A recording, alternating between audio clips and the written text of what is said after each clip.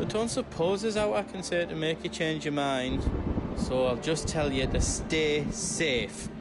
Nan won't take kind... And we wouldn't want to anger old Nan. You mean...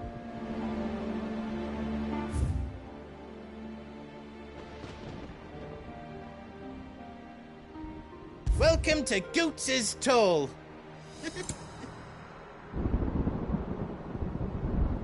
Oh, I'm all out.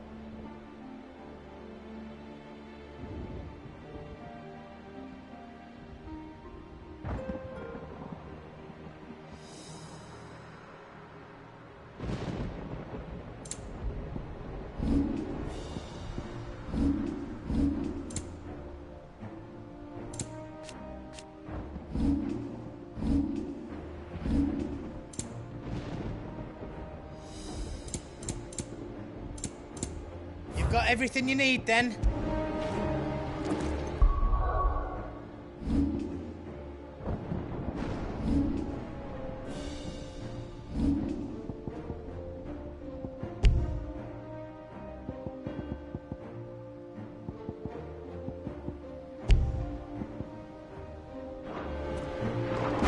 What can I do for you? Welcome to the Big Hammer.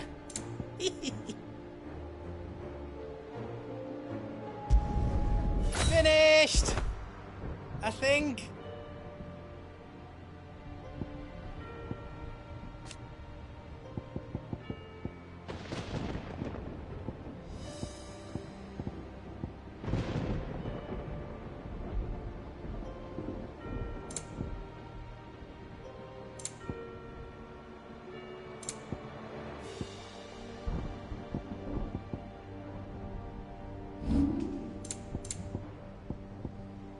You don't want me to make yours out else?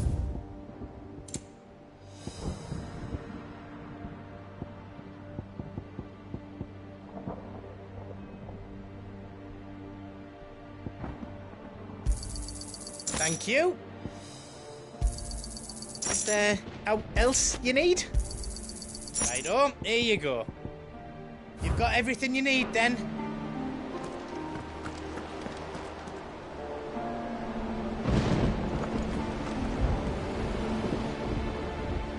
You see, Clive, we're not alone. If we are to win the day, we must all play our part. And ours. Ours lies beyond those doors. We've fought long and hard for this moment. Sid's dream, our dream, is within our grasp. We need only endure this final trial, and we shall. Together.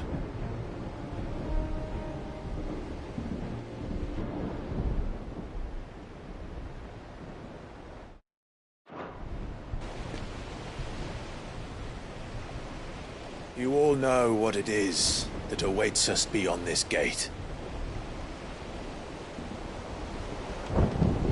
And we shall face it together.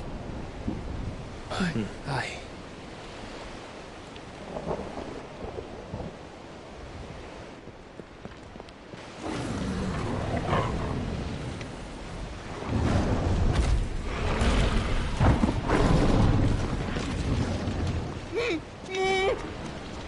It seems our hosts would rather we remain.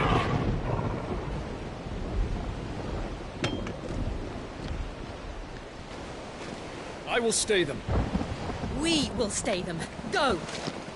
Just don't keep us waiting. Thank you.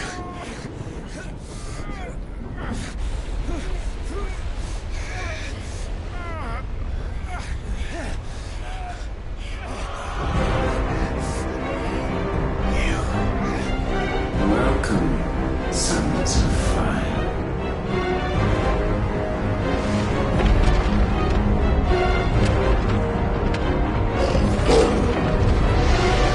No! No!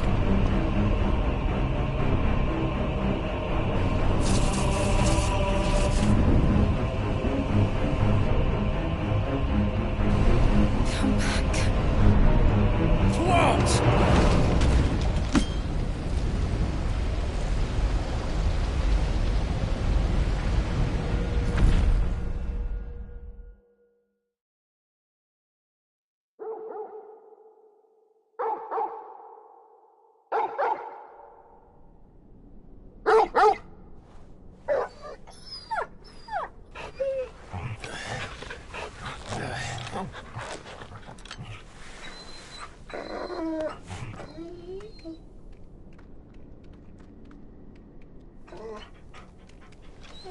Joshua! Joshua! Wake up! Clive, is that you?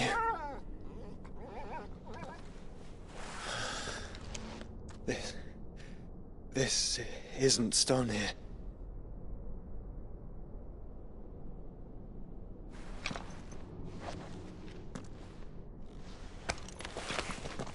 Welcome to our darkness. A rift between worlds wherein your kind might reflect. Show yourself! Grave and many are the sins of man. And we would have you know them, all of them.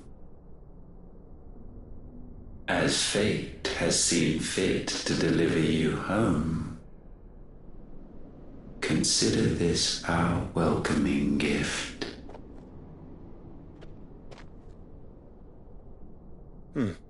It would seem we are trapped. And the only way out is through Ultima. We find him, and we leave.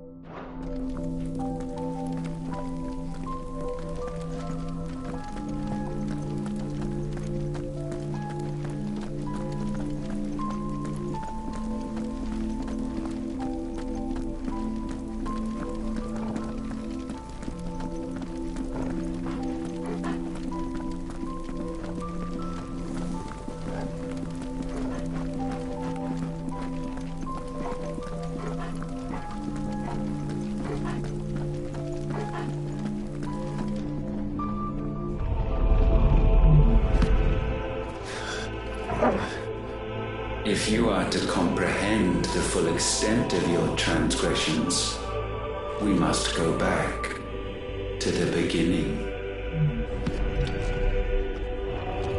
When the world was still young, we visited upon it a miracle, magic, and in its light did all life flourish.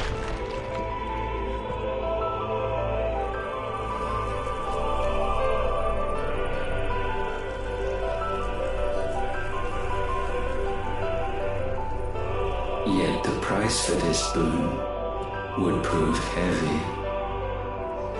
A pall descended upon the land, painting the horizon black as night. Though we labored to forestall its spread, in this one endeavor we stood powerless. And so we fled, that we might endure, that we might discover a means of salvation.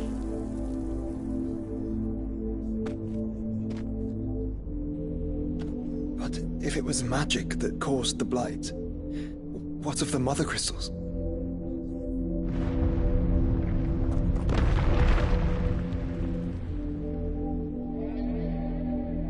I expect he'll tell us soon enough.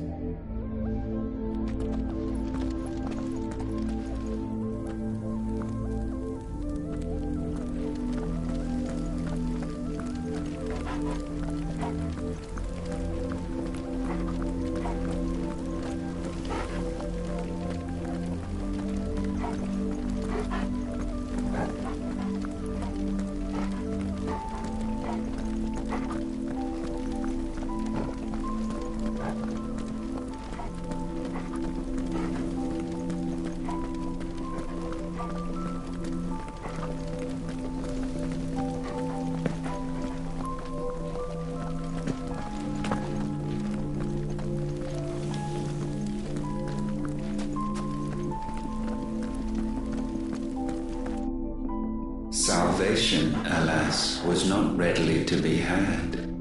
First, we would require a land unvisited by the stain of corruption. An unprecedented journey lay before us, one beyond the limits of our fleshly bodies. And so we cast them off. Thus, stripped to our very spirit, did we find our new paradise. A land as pure as driven snow, Valisthea. There would the true work begin, for the black crept yet behind us. And soon did we arrive at a solution, the illness having spread to every organ. There was but one escape from this fate, to start afresh. With a new world. The one for which Barnabas labored. A paradise free from the blight where his God awaits. And where, if we only forfeit our wills and abandon everything we hold dear, humanity can join him. So, Ultima would have us follow in the footsteps of the king. And follow we shall. For now.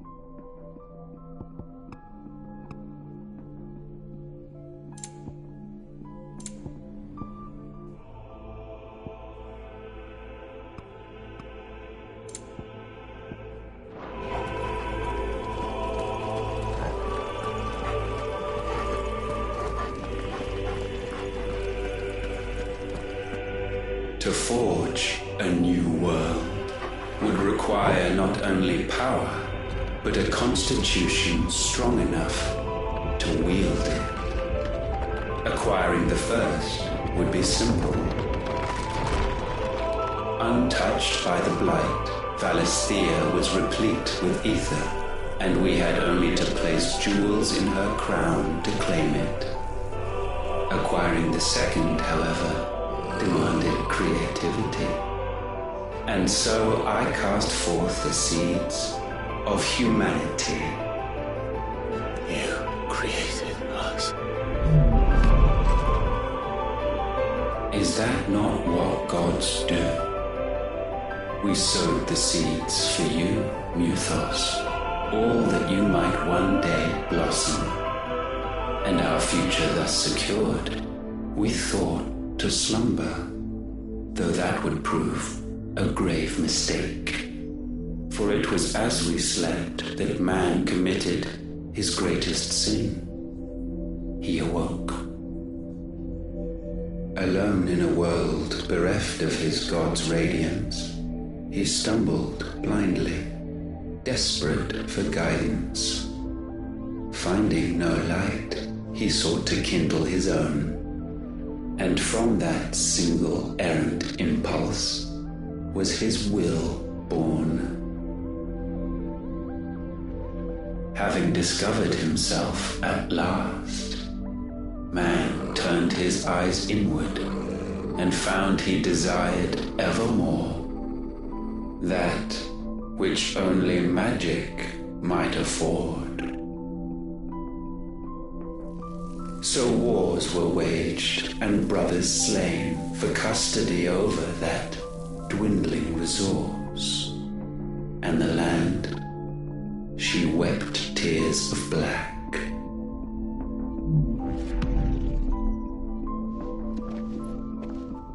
He would condemn us for this. Surely he cannot be so blind to his own hypocrisy.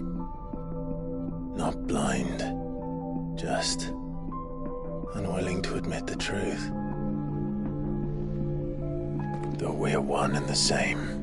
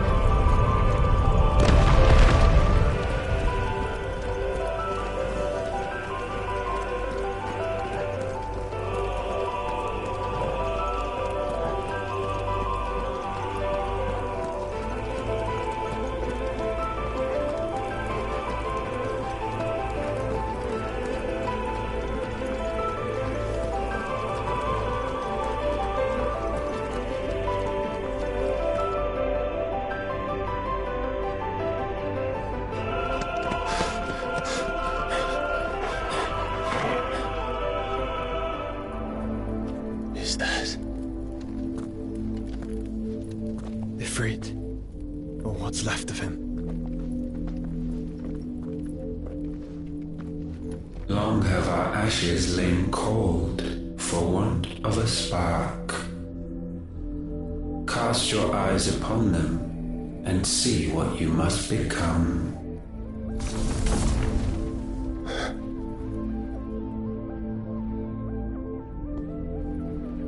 Valisthea cannot endure a second claim upon her being. The avarice of man drives her ever closer to destruction. But she may yet be saved by you.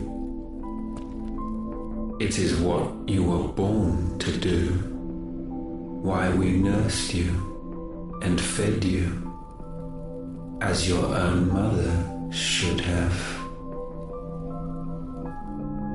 And now that you are fully grown, our Muthos, it is time at last for for you to serve your purpose. To right your wrongs. If our sin is wanting to survive, then you are as marked by it as we are.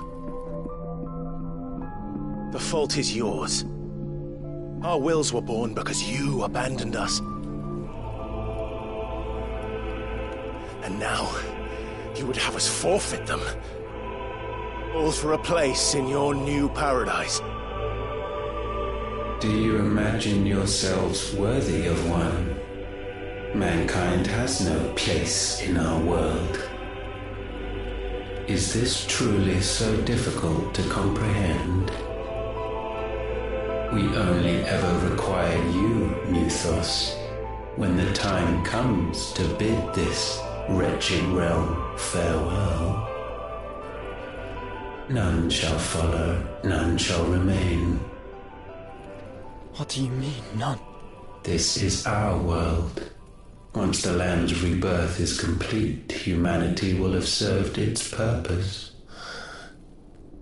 Why would we continue to suffer that which has caused us so much vexation? Because the land doesn't belong to you.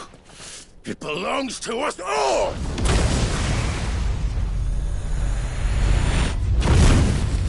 What? That is where you are mistaken. You own nothing but your precious will.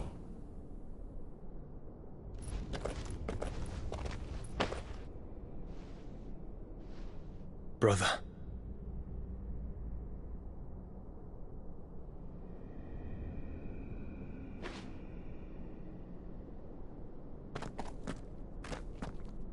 I can't do this alone.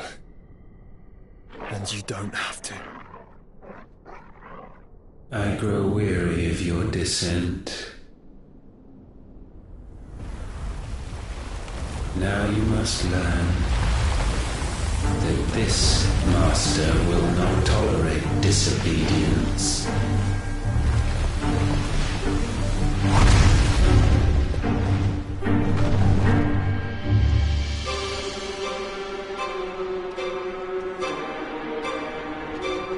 My friends, my family. We have all suffered, all fought to survive. This world may be flawed. It may be broken. But it's all we have. And if we can't share it, I see only one other choice. You have to go. You may have created us, Ultima. But it's time we lived on our own terms. This isn't your world anymore.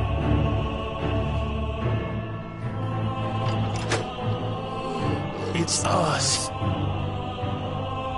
Bow down, offenders, hearts disdained.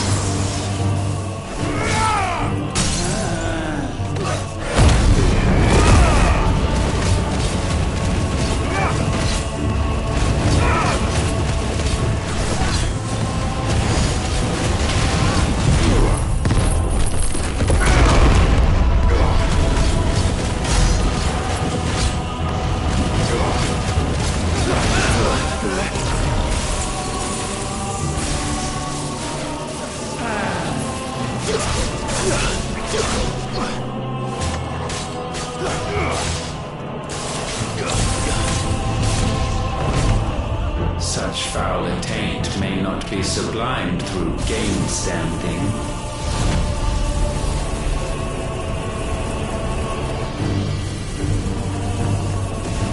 Only with heads hung low is penance paid. O wretched mortals, incapable even of contrition, in fitting season shall we reap our harvest.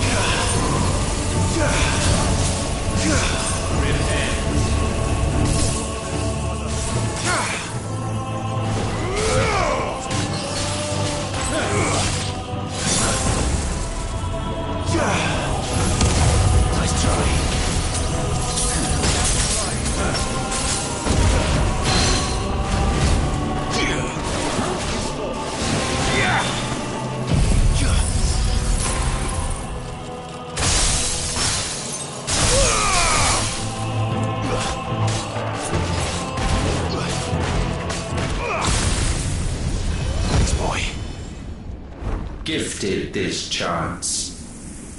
And still you would raise your hand against the Lord. What now? The darkness bends.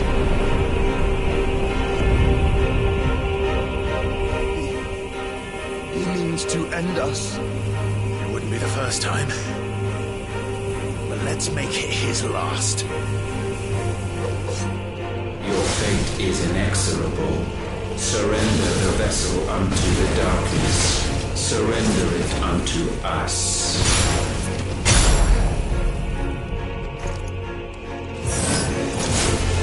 Kneel before us.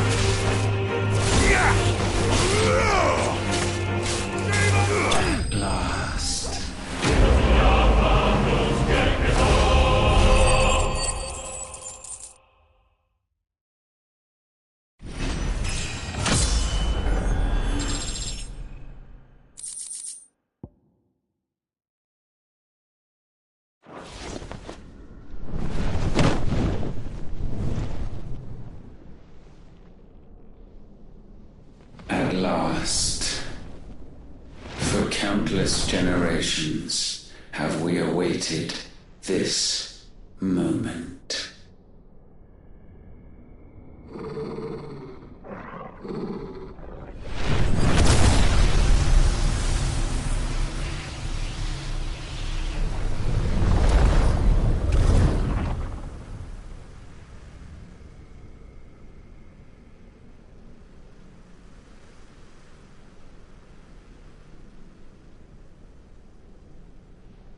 Your struggles have made you strong, yet your soul remains heavy with sin.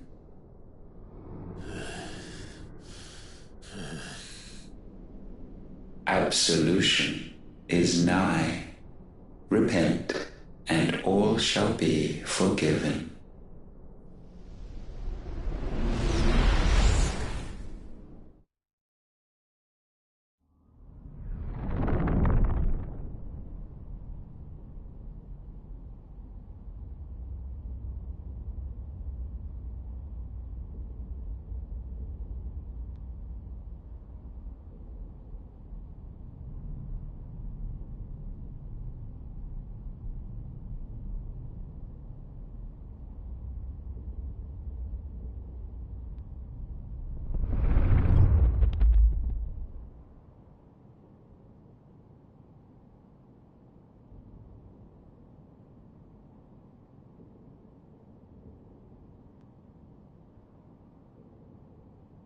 Tell me, Clive, how many lives have you saved since taking my name?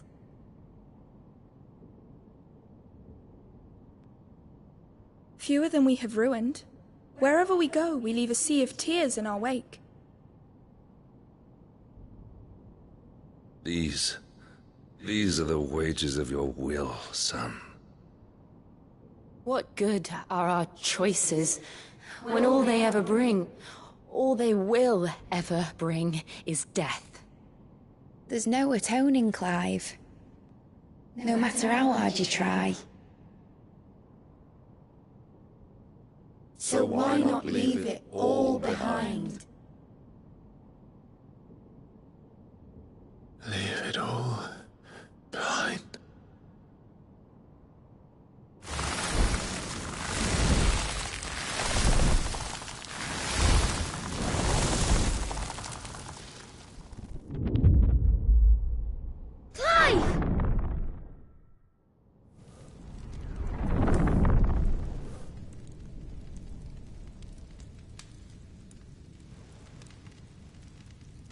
Please, won't somebody save me? Won't anybody love me? I yearn, yet still she is not mine. Have I not given enough? From will is born desire, and it is this which consumes you, rendering you incomplete. Do you not see how the world bends and warps under the weight of your hungering hearts?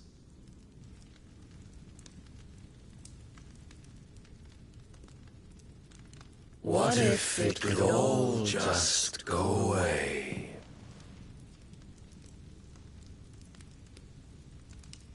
Just go away.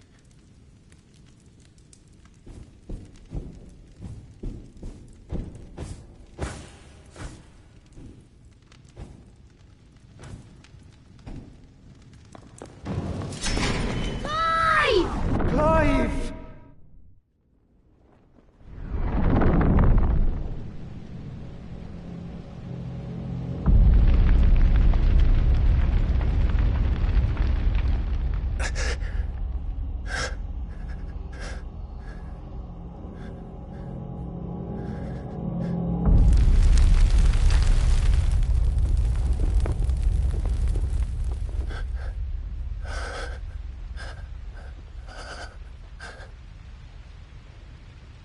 None of this is real. Wake up. It's time to go home, Clive.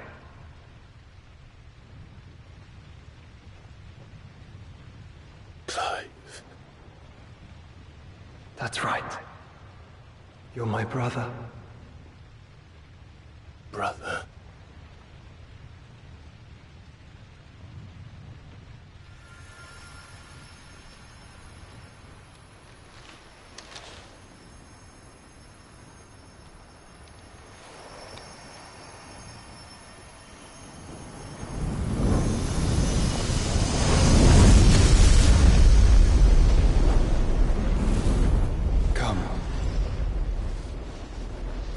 who you are.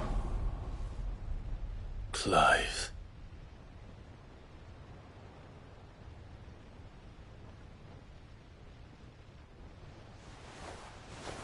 Once more, lest you forget.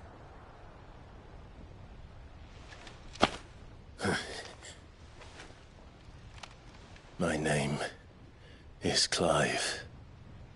Clive Rossfield.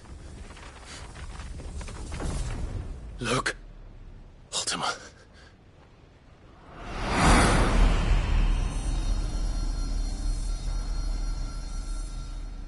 Even here, the light of the vessel's will cannot be quenched. And the Phoenix, his trespass should not have been possible. Not possible unless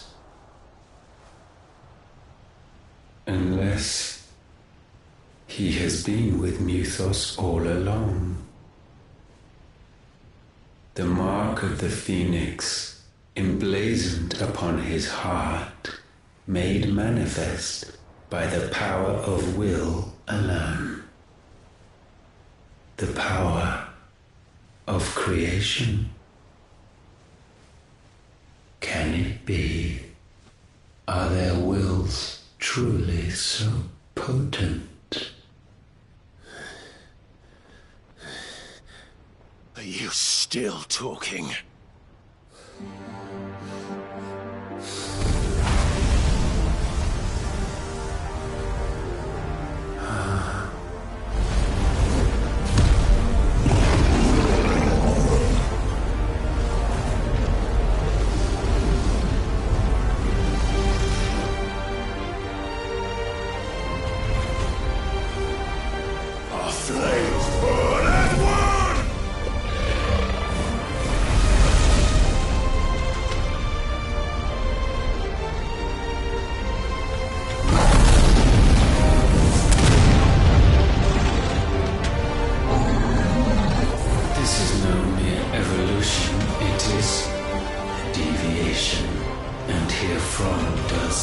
Logos rise.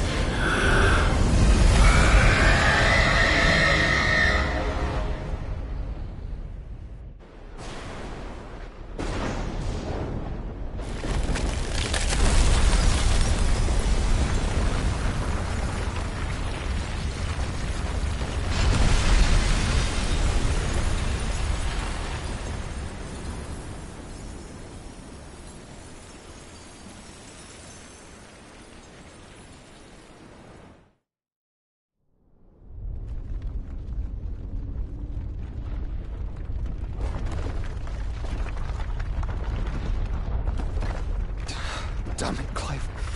Wake up.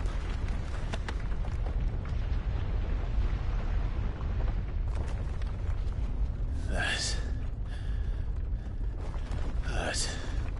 Sorry to wake you, but I think it may be time to leave.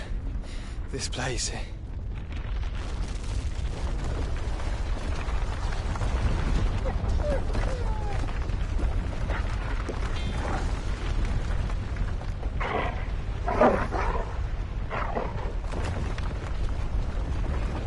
And once again does my creation stray from the path laid before it. Steeped in conceit, you fancy yourself a god. You embrace Logos. But we will put an end to this hubris. What are you talking about? In the halls of origin does our true power quicken. And there shall you be made complete. Soon, Mythos, soon you will discover how little you know of suffering.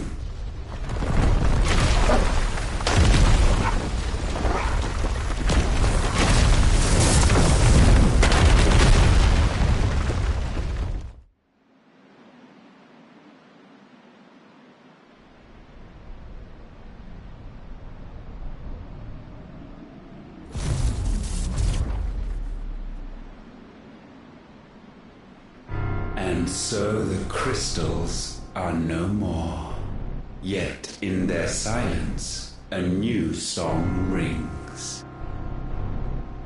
Its chorus building, a crescendo as it enters its final movement, stirring those long aslumber to waking. And back to their origin.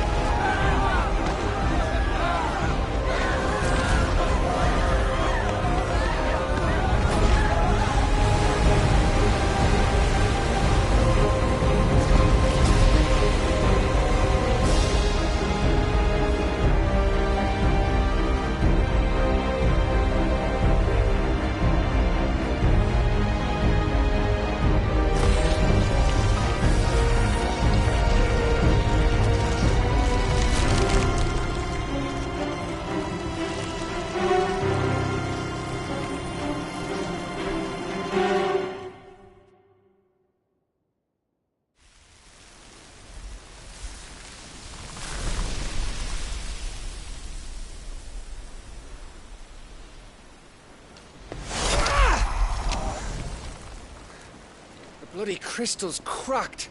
So where the hell are they?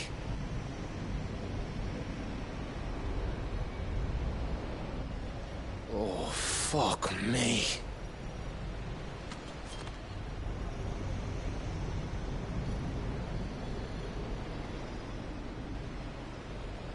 Is that ether?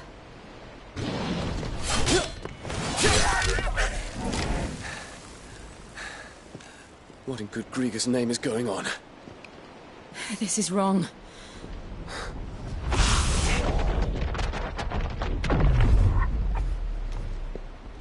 Are we back? Clive! Joshua! Jill!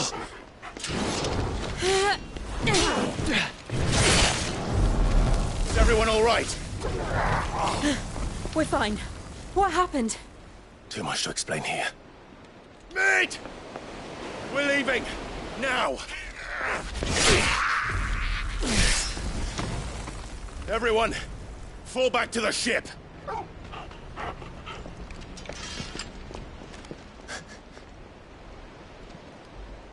I will be with you anon. Thank you.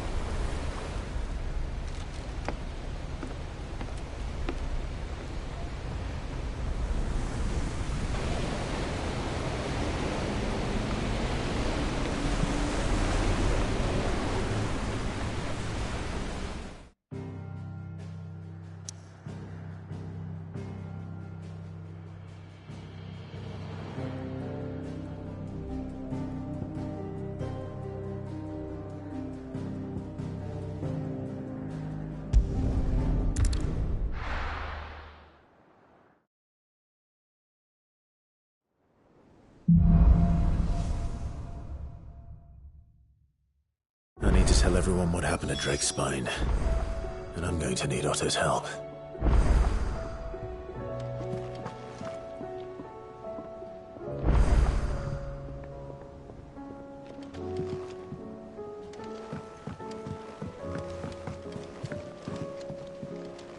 I have wronged so many, ruined thousands of lives. I did not deserve to be saved.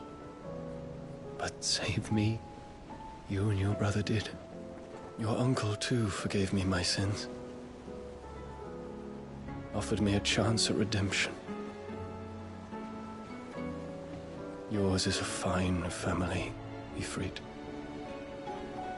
Cherish it.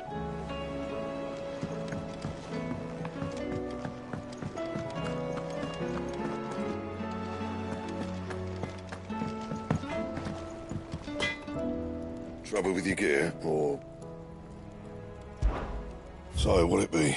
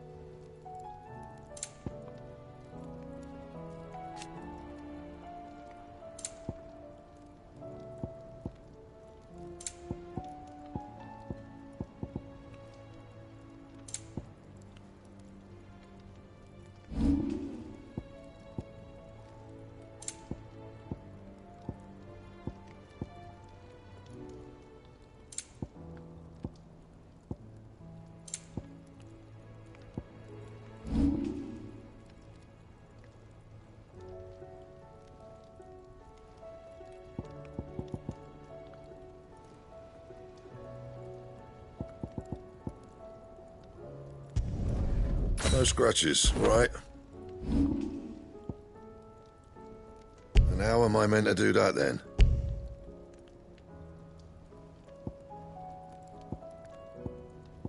And?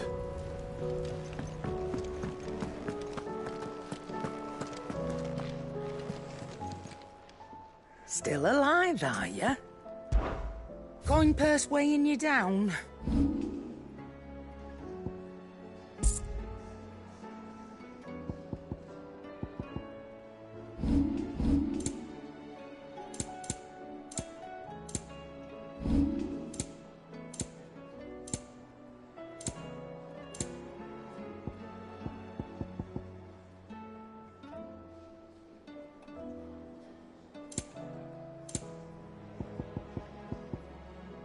Maybe next time, eh?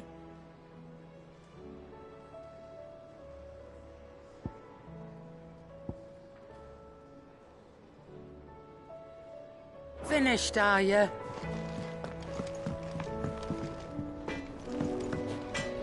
Yep.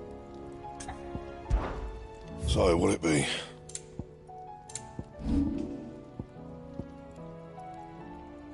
Anything else? Aye, it's a dangerous world out there.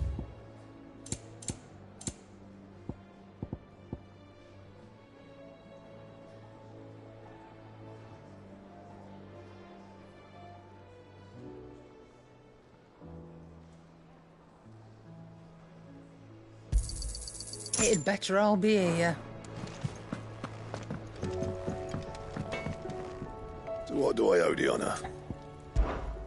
What do you want? Yeah, that should do you. That it? Fine.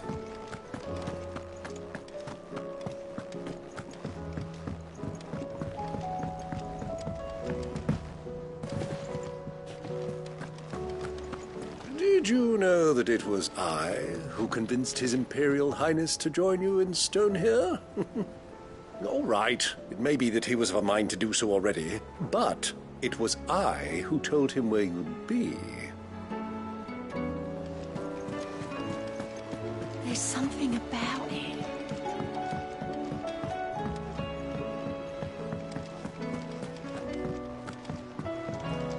Back again? Allow me to educate you.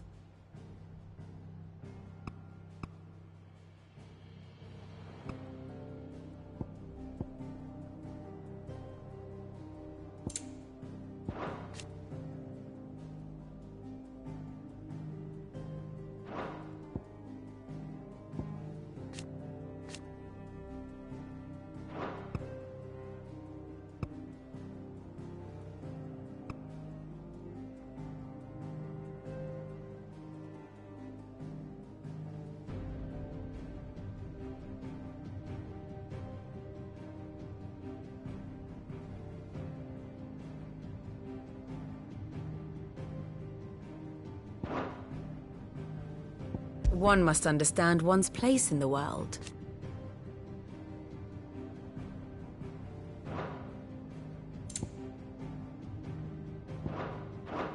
The state of the realm is ever-changing, Clive.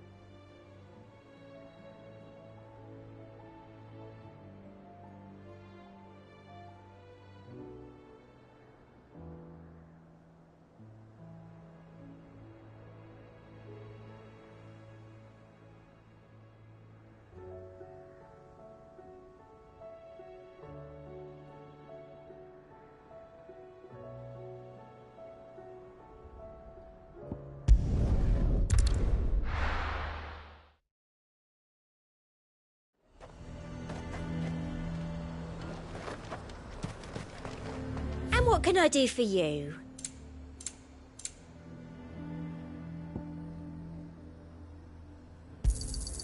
You've a keen eye.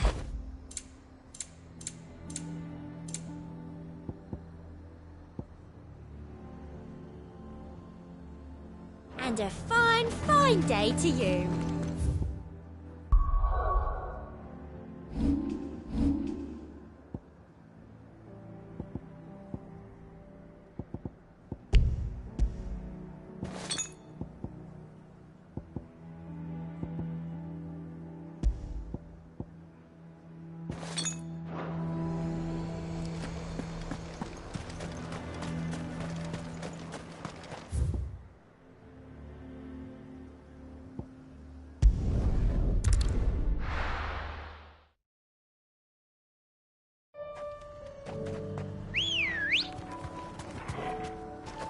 Come on.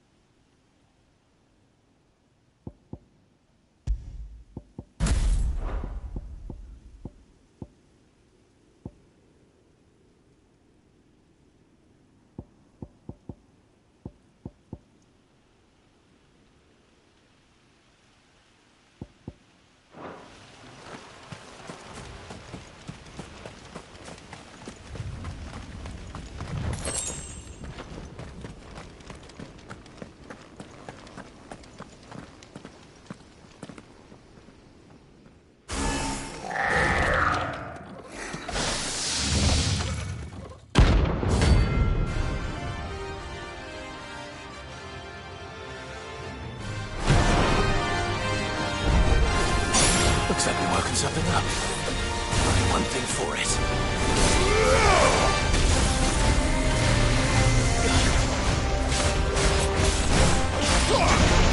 Too slow.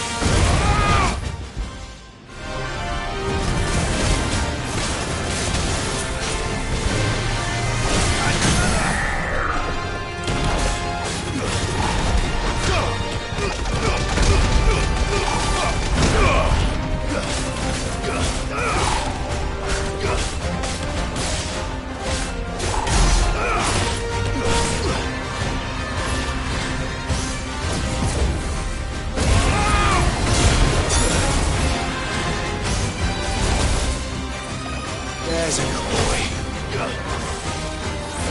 Nice try.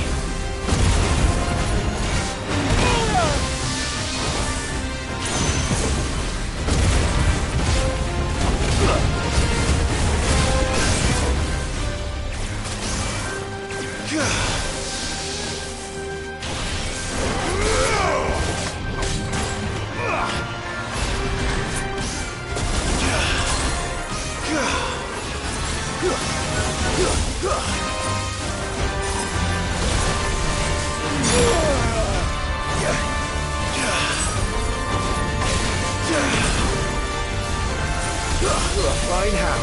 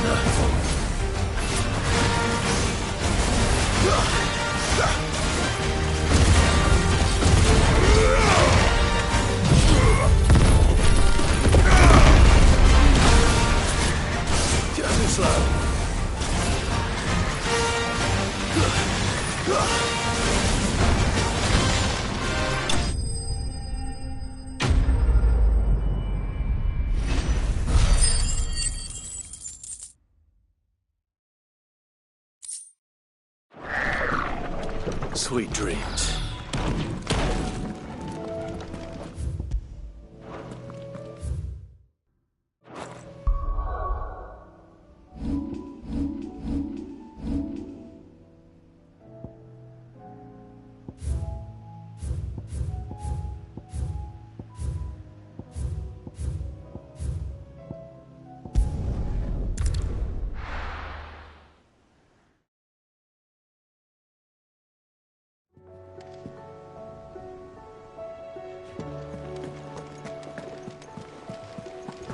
something about it.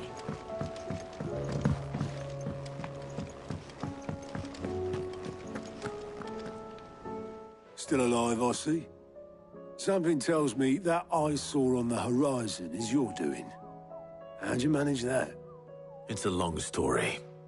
One that I'd rather only tell once. Right. All hands on deck, then.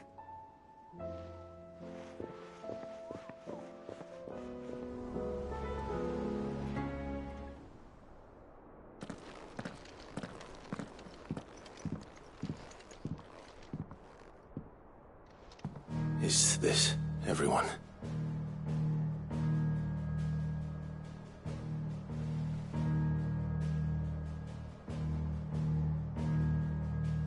As I'm sure you've all guessed, the crystal which now commands the eastern skies was summoned by Ultima.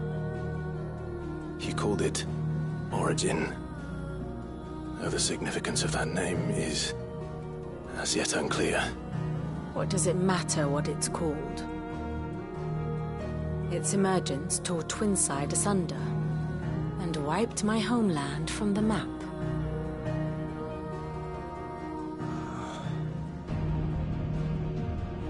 Mention of the Dominion spires can be found in the oldest of Valisthian records.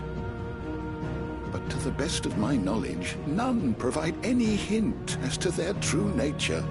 That they would prove the horns of some slumbering demon. Well, the Dominion's demise was at least quick. Elsewhere, the Republican army cannot hope to contain the chaos engulfing Randalar. Canva is in flames, and the Empire. Our allies are crying out for answers. I've sent the Cursebreakers to give them what assurances we can, but right now that amounts to fuck all. They wouldn't be able to stop what the skies have started in any case. People here and across the realm grow sicker with every passing day. Could it be that this new Mother Crystal is like the others? That it draws upon the land's ether? It certainly looked that way from Stonehere. If that were true, it would explain the hastening spread of the Blight since the crystal's appearance. Would it not? And as the land's ether slowly rises to the surface, it pools, corrupting all who cannot channel its energies. Archay above, ether floods below, and in the middle, here we languish, hopelessly entrapped.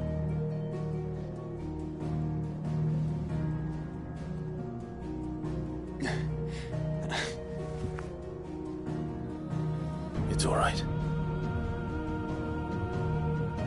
When we faced him at Stonehere, Ultima told us his true power quickens in the halls of Origin. Needless to say, we cannot allow that to continue. If we are to stop him, we will have to find a way into the crystal. How are we going to manage that then? It's up in the sky. And fast as she is, the Enterprise can't fly.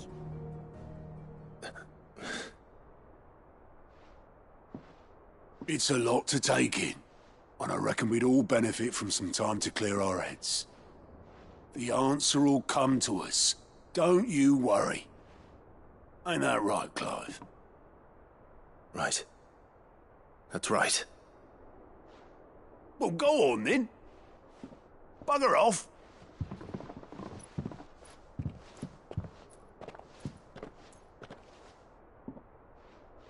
Same goes for you, Clive.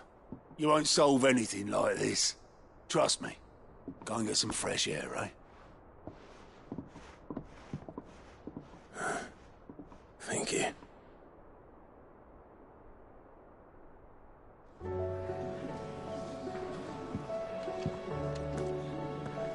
Joshua seemed upset.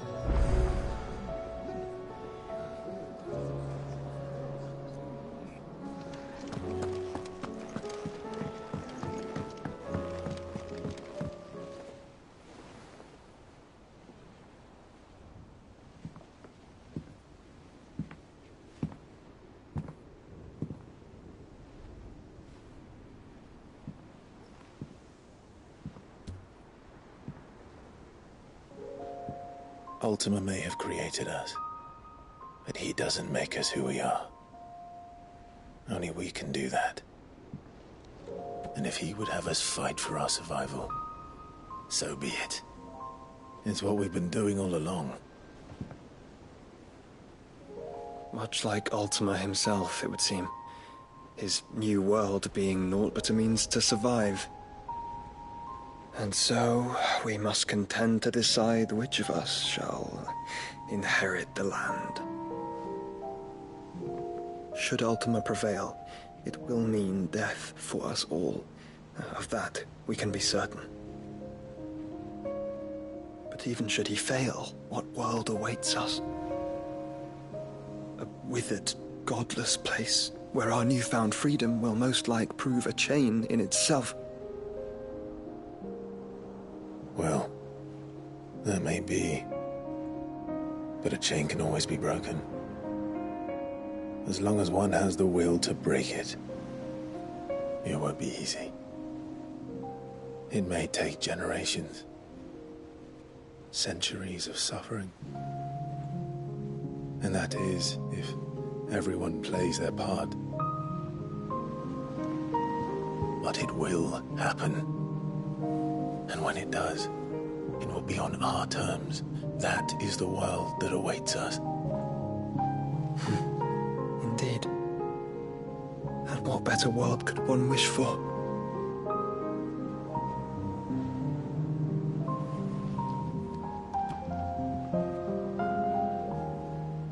But first, we have to reach that crystal. Then it's a good thing I have wings. You can barely stand, let alone fly. And only the Founder knows what horrors await in those skies. You certain about this? Am I certain? I am the Phoenix. I will do what I must. This is our fight. Remember.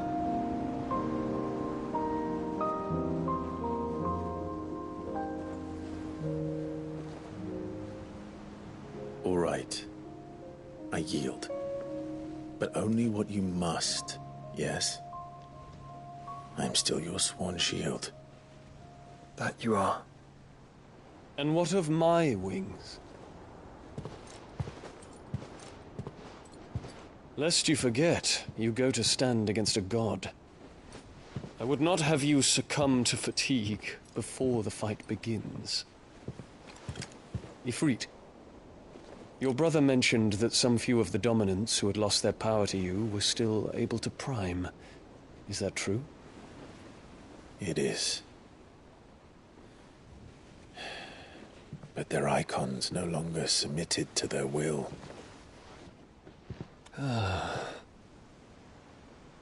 Then mine will have to be stronger. That you both might save your strength for the battle to come. You don't have to do this. If you do, there's a chance you might lose all you have left. And what have I but regret? My life ended in the Dominion. I fear death no more. Besides, I would have words with Ultima. He has much to answer for.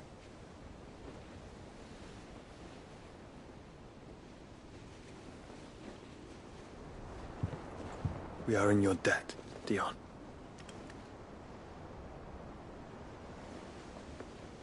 We can speak of debts when this is over.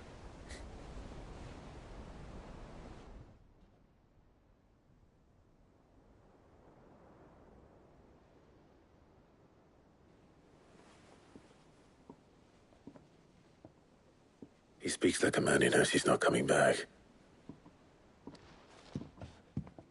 And has come to terms with that. That doesn't mean that we have to, does it, Clive? Time to talk to Jill. I only hope she understands. Take as much time as you need, brother.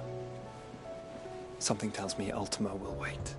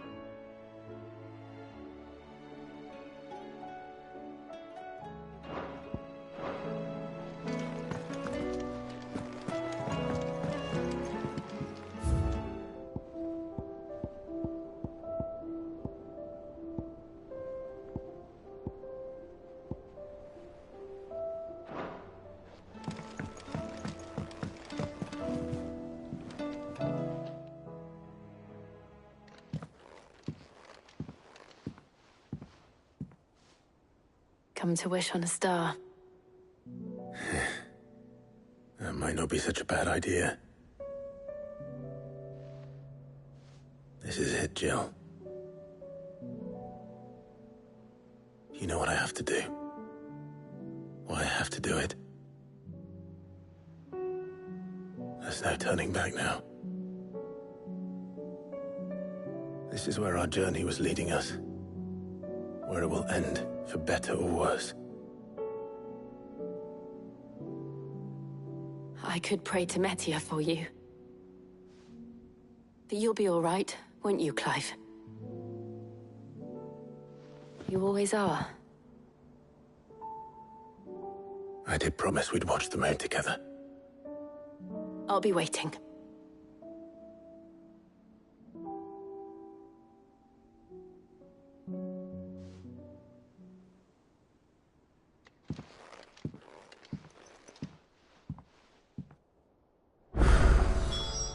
It's almost time.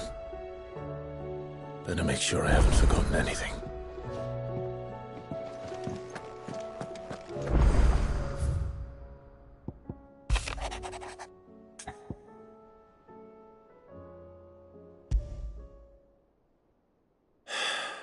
What is it this time, Torgal?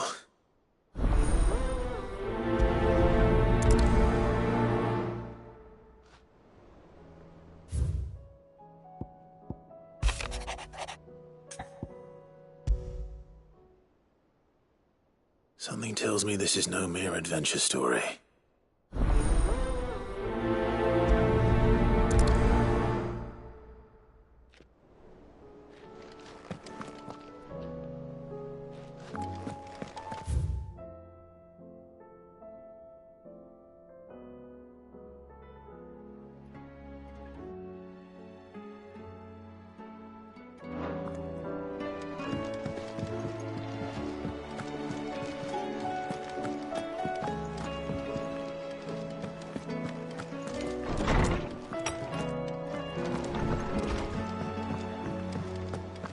First the skies.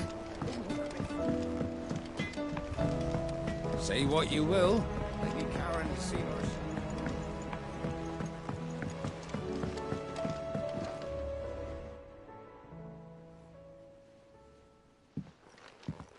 Pining for something, boy. What is it? What do you see out there?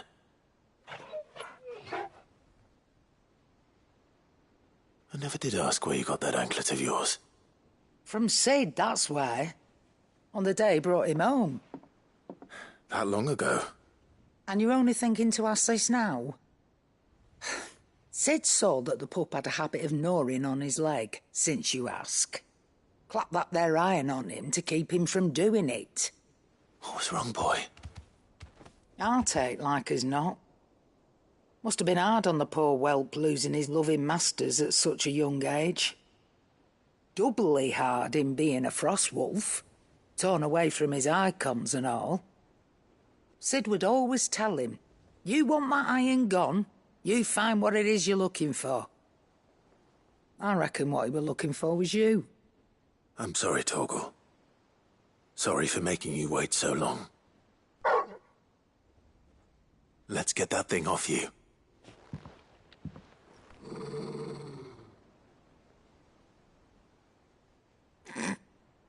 Doesn't sound like he wants it off.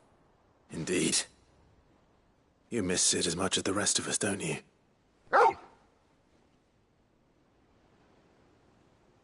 You want me to go with you somewhere?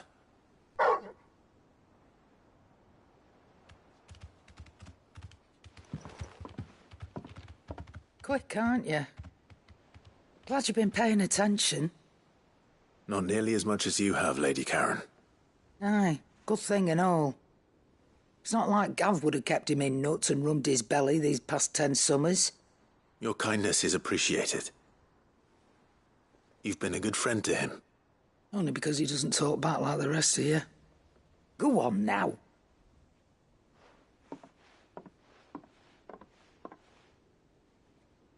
Where to then, Torgal?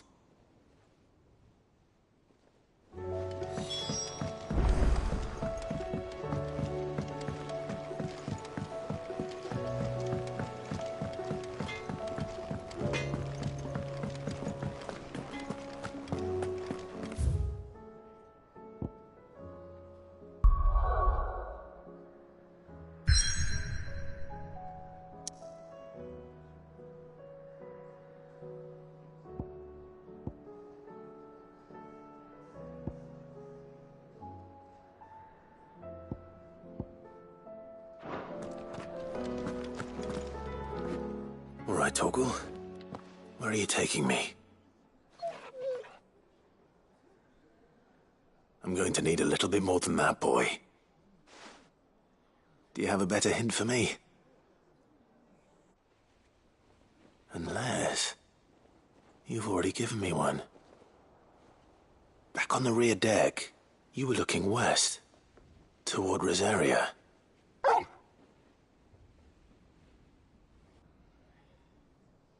Why don't we try the rookery?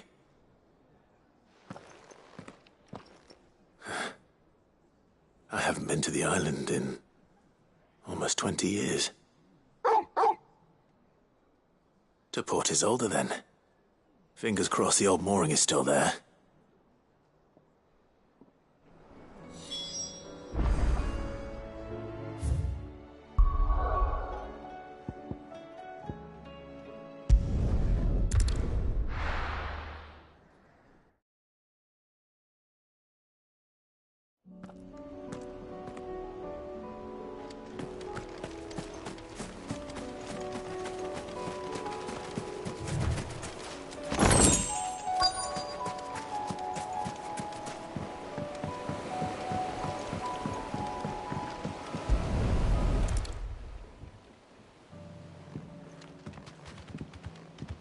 It's still here. After all these years. A lot smaller than I remember. And you're a lot bigger. You might have to swim, boy.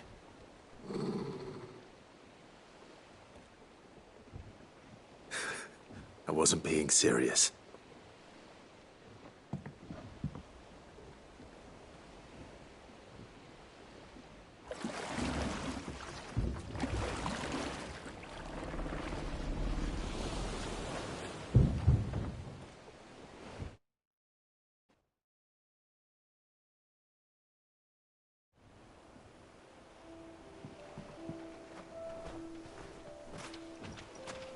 This place hasn't changed at all.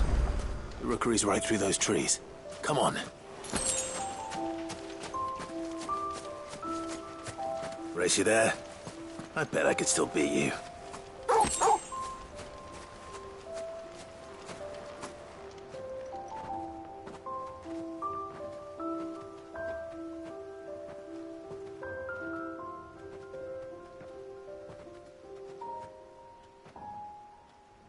Here we are. This was our hideaway. Wasn't it, Torgal?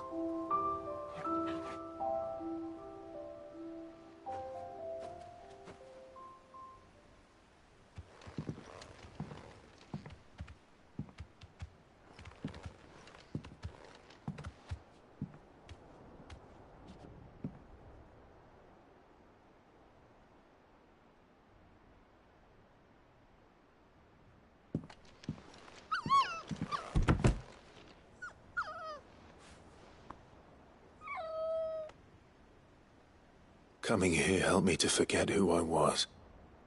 Or wasn't. Prince, Shield. Son his mother could love. Had I been any one of those things? Perhaps.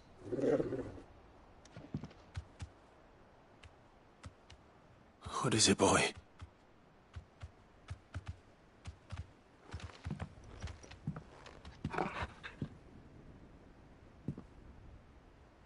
This is all from the castle. And Phoenix Gate. Did you bring these here?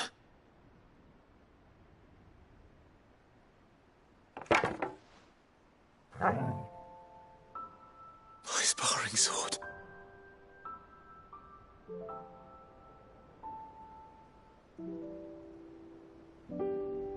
Well, well.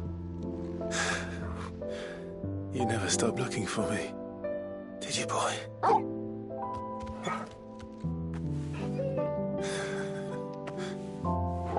Thank you, Torgal. For never giving up. For never forgetting.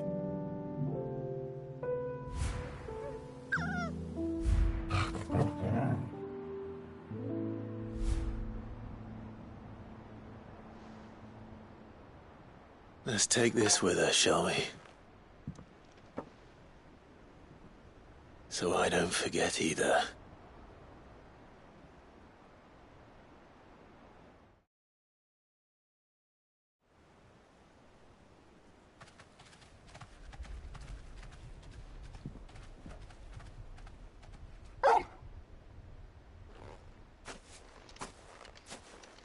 That's not the way back to the boat, Torgal. All right. I'm coming. I think I know where we're going.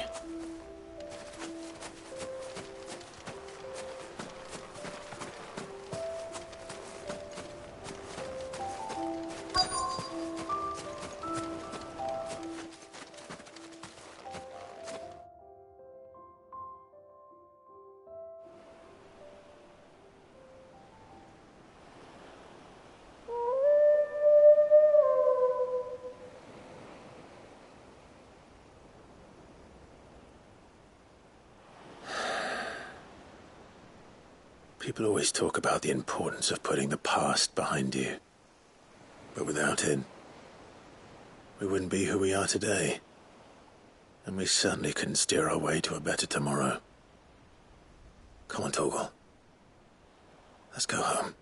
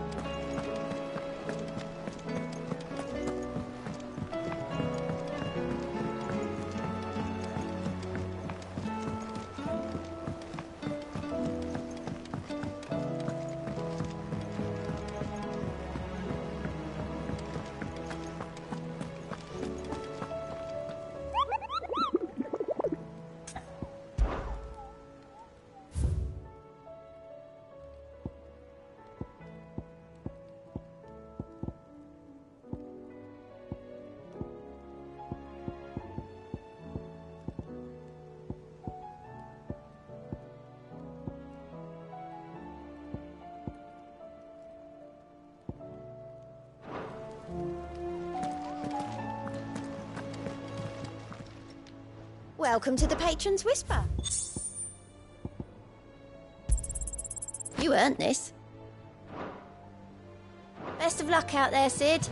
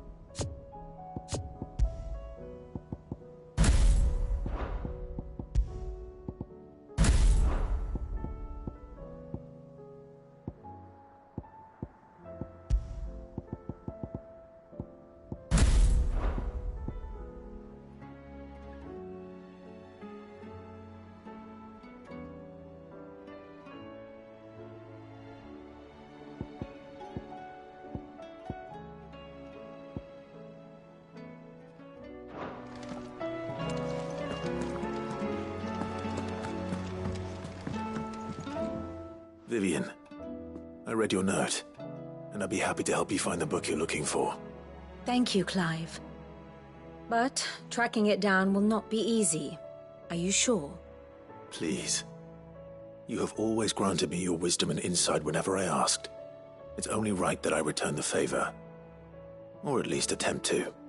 You are too kind. Alas, what I ask of you is rather more trying than delivering the odd lecture. I spoke with Harpocrates to see if he had any inkling as to where another copy might be found, but perhaps it is best that you hear the details from him. If you say so.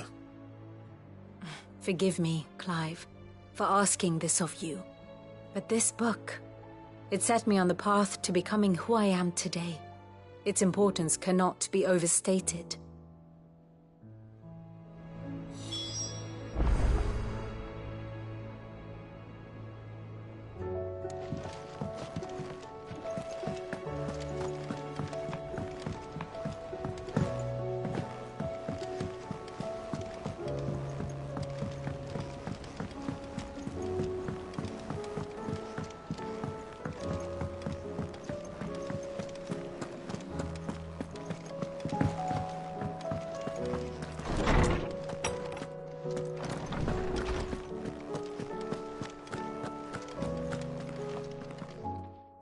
Clive, my boy. What a pleasure it is to see you.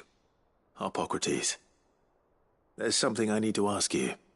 I've been charged with locating a book called From a Distance. Then you seek a rare gem indeed. One whose name I had not thought to hear from your lips.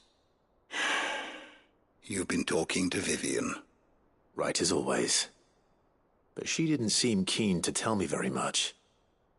I take it she didn't like what you had to say. And yet I gather it did naught to dissuade her. Clive, if the young professor has tasked you with obtaining a copy, I fear she asks the impossible. The executors would not allow it. The executors? Coveters of Secrets. A clandestine organization committed to the collection and intenebration of forbidden texts and technologies. One such text being the tome Vivian seeks, chronicling as it does the true history of the enslavement of bearers, a tale which could overturn the established order were it ever to become widely known. Or, so rumor has it. I've never actually read the thing, or even set eyes on it for that matter. How is it that I haven't heard of this organization? Why, secrecy is the executor's watchword. They lurk in the shadows, emerging only to seize that which must be seized, be it books, inventions, or people, before disappearing again, leaving nary a trace. Which would explain why Vivian's copy was snatched from her grasp not long after she found it. By the hand of the executors, yes. But what drives them? Self-interest or ideology? Fine question. Sadly, all that is known of the executors can be recounted in a single breath. You may just as soon ask me of their origins, numbers, or the identities of their leaders. Any answer I give would be pure speculation. Then my hunt was doomed from the first. What was Vivian expecting? That I'd pluck it from thin air? Not from thin air, no. From ash. Rumors of the Executors are rife among the Scholars of Storm, but rather less so across the Strait.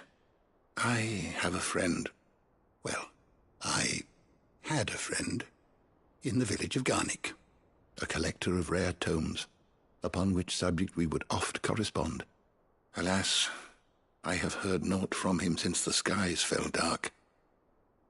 And no doubt he too has turned. But though he did not mention it by name, it is possible that a surviving copy of From a Distance yet rests upon one of his many shelves, quietly awaiting discovery. If you were, by some chance, able to save even a single book from the poor man's library, I know his soul would rest easier. Very well. When I next find myself in Waloed, I'll be sure to pay Garnik a visit.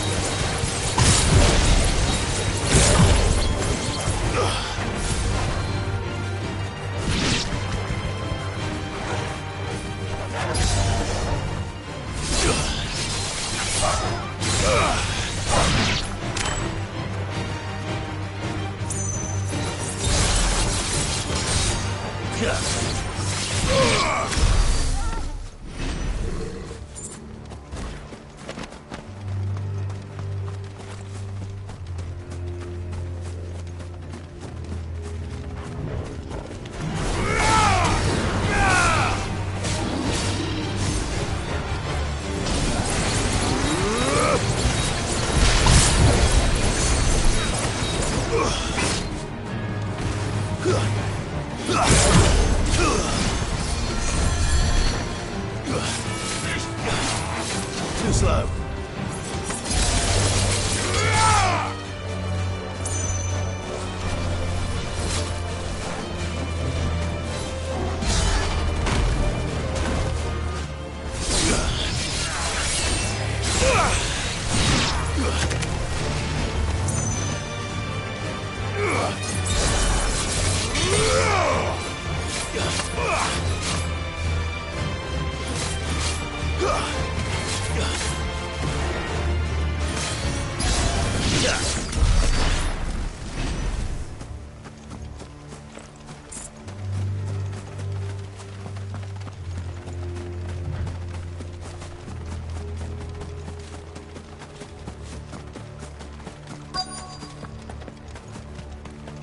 The entire village looks abandoned. Now, which house would a bookworm live in?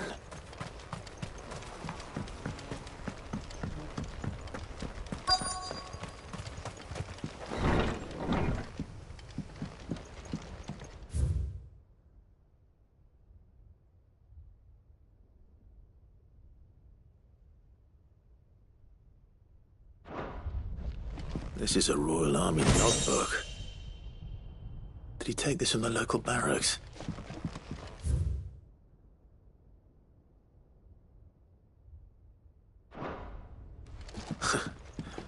His interests were certainly varied.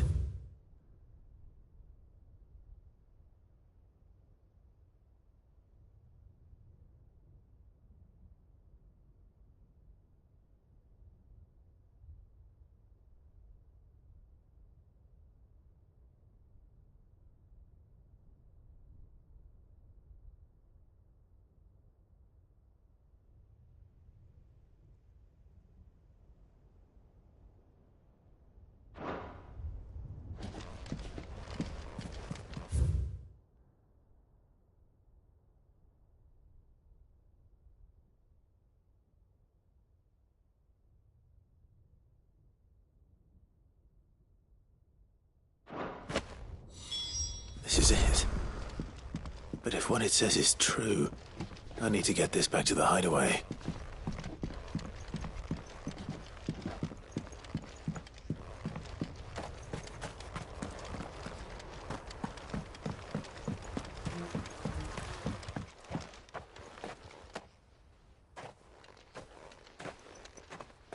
Leaving so soon, stranger? We've been watching you. From a distance, so to speak. Subtle. I know who you are. Then we need not waste time on introductions. Hand me the book. Leave it in our care and return to your life. Your care? Do you mean to burn it, or bury it? That is not my decision to make. But by one means or another, its contents shall be removed from the common record. Then I'll have to politely refuse. I won't let you erase our history. Then we find ourselves at an impasse. Very well. The book can just as easily be pried from your dead hand.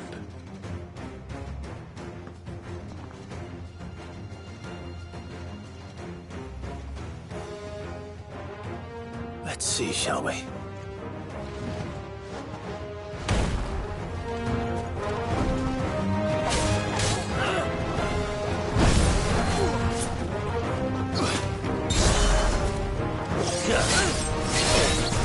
Nice try.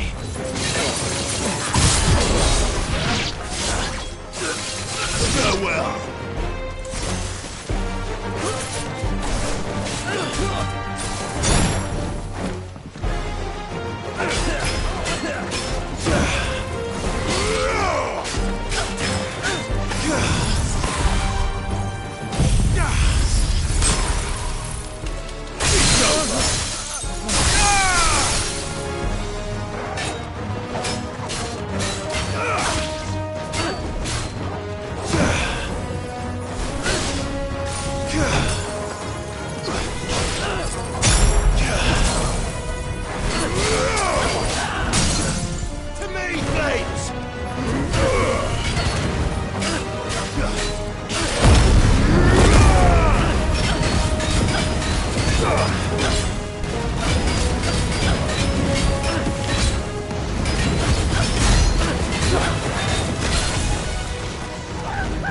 Let darkness fall! Fire and flame!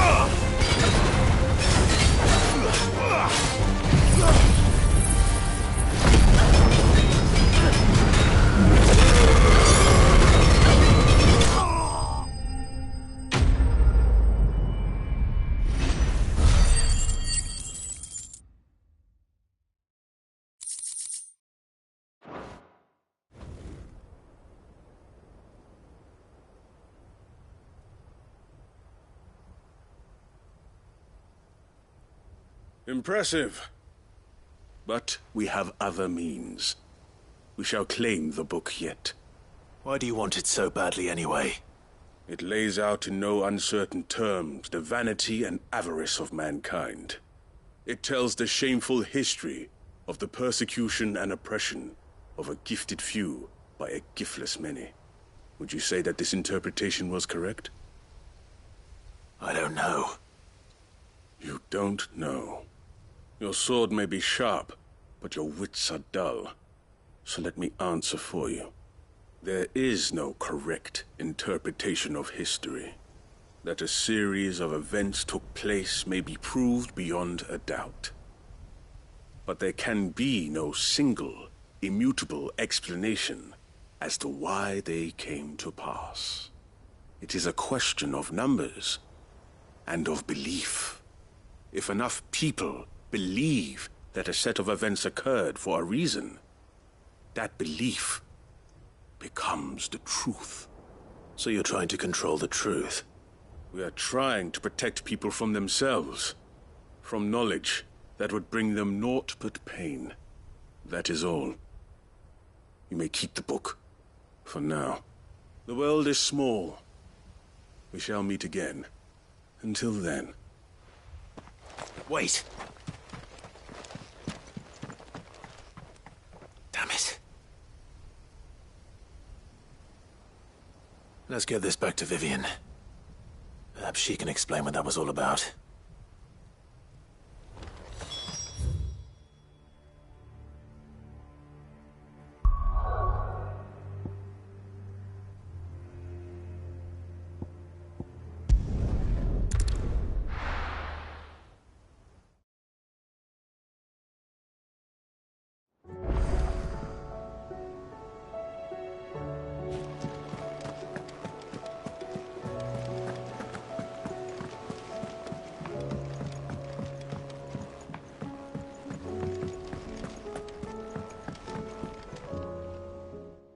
Vivian. I found it. The book you lost.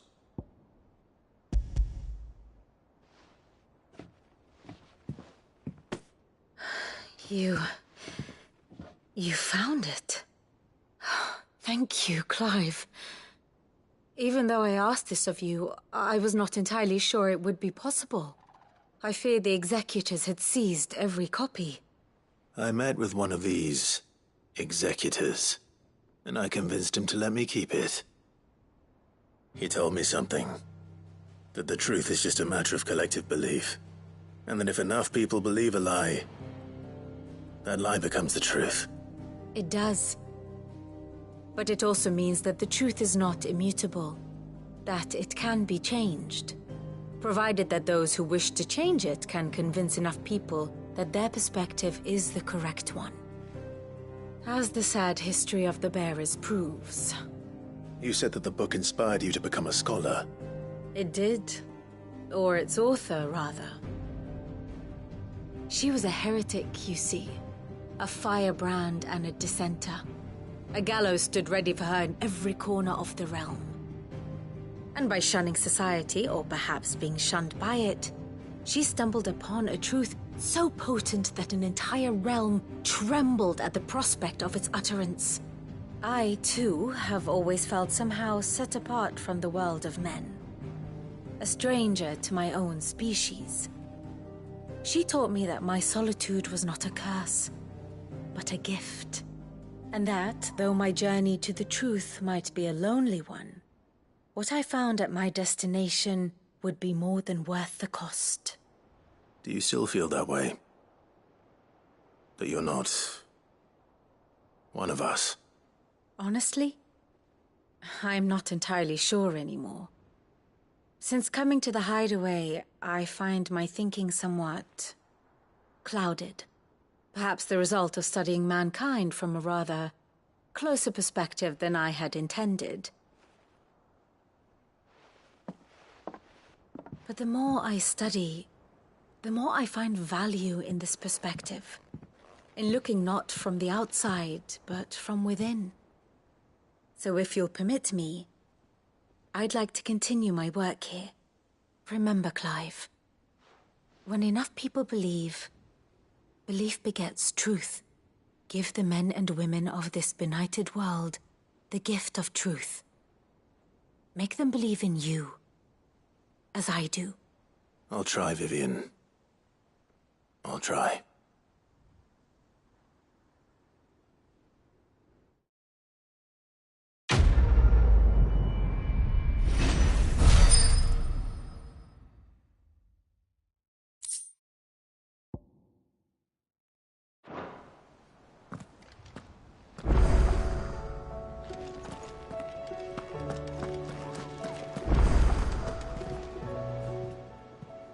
Clive, Anything catch your eye?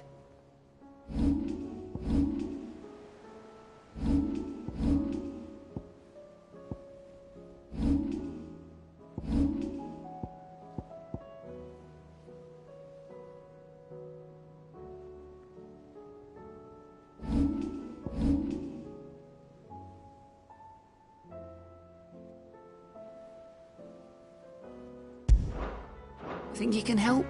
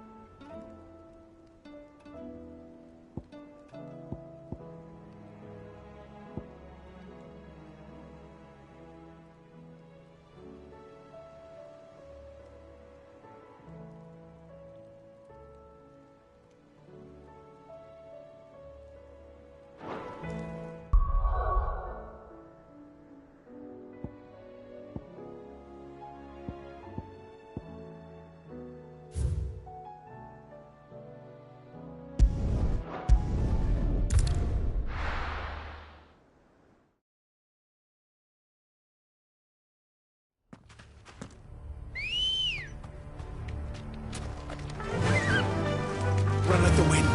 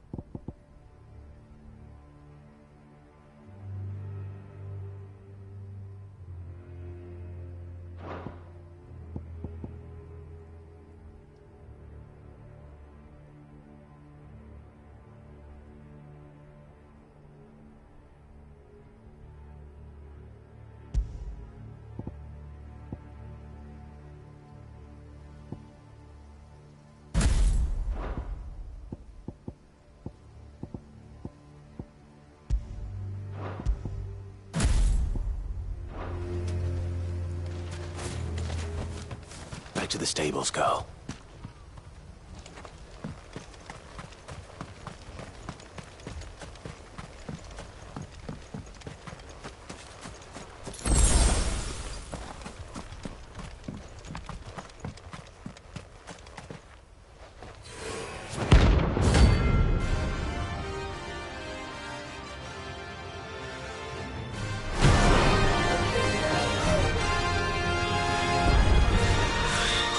Madness lives on.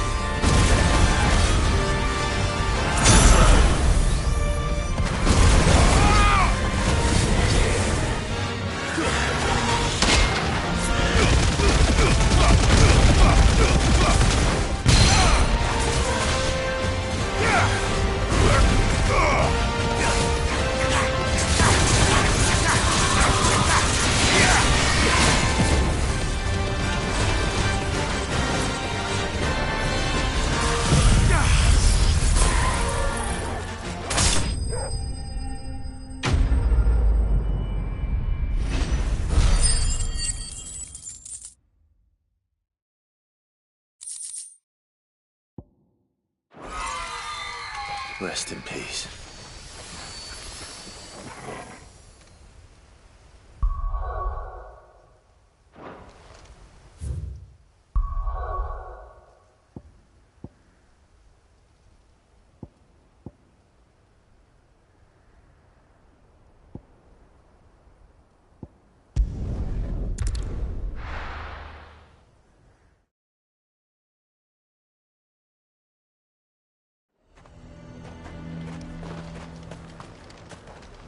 What can I do for you? I do like a customer who knows what he wants. Come back again. The garrison is threatening to pull their sentries from the markets if we don't... I would speak with this duke. Saw the captain just now. Your town needs you.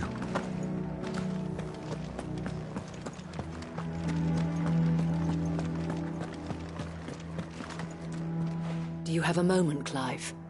What is it? It's the Duke, unsurprisingly. His Eminence has assumed full control of the garrison and put every able-bodied man to work on the fortifications. The town was left all but unguarded, so Philippe was compelled to form a citizens' watch to fill the void. And though my dear boys have been characteristically willing to assist him in this, they want for bodies.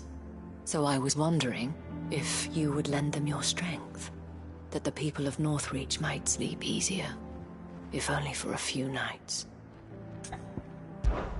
Of course. Whatever you need. Thank you, Clive. What would I do without you? Philippe told me he had men stationed at... Where can I find the mistress of this establishment? Here, my lady. To whom do I have the pleasure of speaking?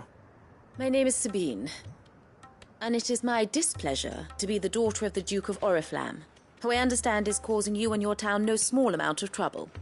I wish to speak to you about what might be done. Very well. Let us speak. I trust you'll forgive me, Clive. Absolutely. Our conversation can wait. Please, proceed. As you know, my father is a most overbearing and supercilious man, and I join you in objecting to his every action. Indeed, I owe you my thanks for continuing to argue against his reckless plans. Yet I fear he is not one to be swayed by reason. No. He must be made to face the consequences of his actions. And who would make him do this? I would. Myself and several other like-minded individuals. Were you to join us, we would surely have the strength to drive him from Northreach for good. Does that not seem a trifle... drastic? Drastic action is precisely what is called for. Unless you are content to see your people downtrodden and dispossessed. My father would have it that citizens exist only to serve the Empire. That they should be forced to make every sacrifice to ensure her revival. But he is wrong. It is not the people who must serve the Empire, but the Empire who must serve her people. He's always been like this. Scornful of the opinions of anyone he judged beneath him. But he cannot be allowed to ride roughshod over the common folk any longer. We must fight him. By all possible means. Fight him? No. My purpose is to quell the tension in Northreach, not to stoke it. Respectfully, my lady. Our only chance of saving this town depends upon every one of us uniting against our common enemy. Your father and his followers included. While I understand your frustrations, I cling to the hope that he may yet be won round. False hope, I assure you. But I see that your mind is made up. I shall bother you no longer. If you will extend me the same courtesy, I bid you good day. She certainly has spirit. Indeed. But unfortunately for us, that spirit is only likely to harden the Duke's resolve, which may be enough to seal the fate of this town. Not that she cares. This is all about her and her father. Families. I'm sorry, where were we? Ah, yes. I was about to tell you of Philippe's plans for the town watch, but perhaps it's better that you heard them from him. I believe he's in the market, if you'd be so kind as to seek him out. Right away. It's just a pity I cannot join you. I'd like to see the two of you in action together.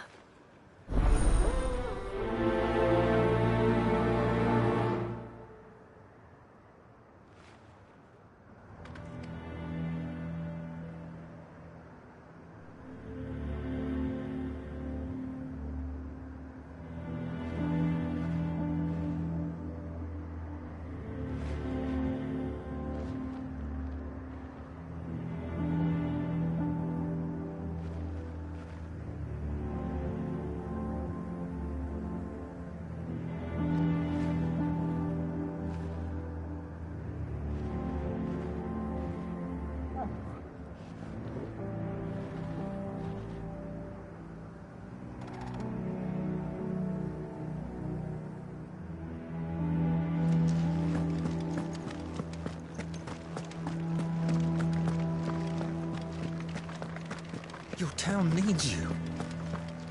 I need you. But the Duke would have me clapped in irons.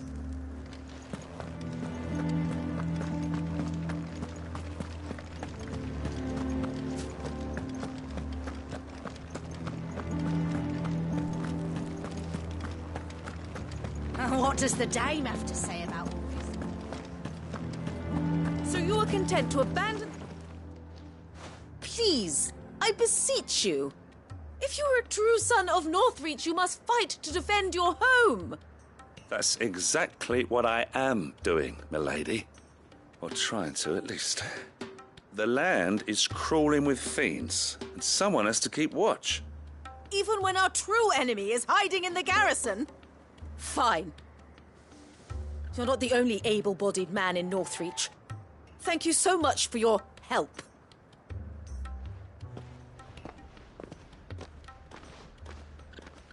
She cornered you too, then? Could hardly get a word in edgeways. Like father, like daughter, eh? She made an uninvited appearance at the Vale earlier, hoping to convince the Dame to join her in fomenting rebellion. I bet that went well. Her ladyship seems to have a way with people. Anyway, what brings you here? Our mutual friend thought you might welcome some help. Oh, she did she? Right as always. In fact, you're just the man. We've had some reports, you see. Sightings of, you know what. They're back. Seems that way. All over, too. We haven't been able to confirm anything yet, but if you're willing, you could go and see what's what. Right. Where should I look? You know Grieger's Weep? One of the sightings places them somewhere on its shores. I'm on my way. Thank you, Clive. I'll look into one of the other sightings. Let's rendezvous back here later.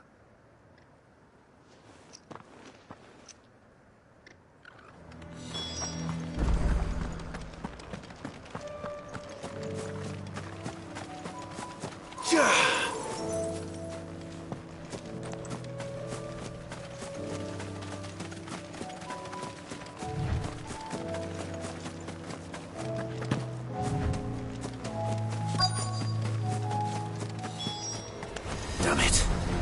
The reports were true. I need to stop them before they get to the town. It's over!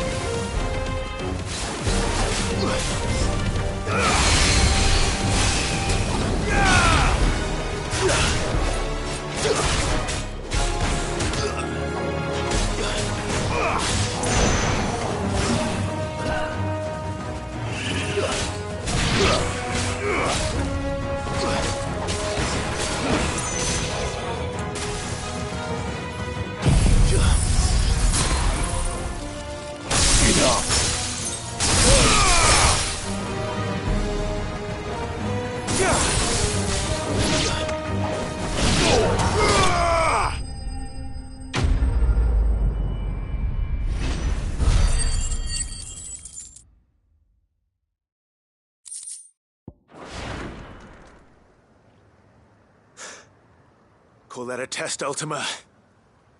Clive, it's me. Are you all right? I am. But it seems the reports were true. The thralls have returned. I dispatched the few that I found, though. Well, that's something, I suppose. But what were they doing south of town? They all came from the north last time. We might be able to fend off an attack from one side or the other, but from both? Do you have eyes in the north? Some.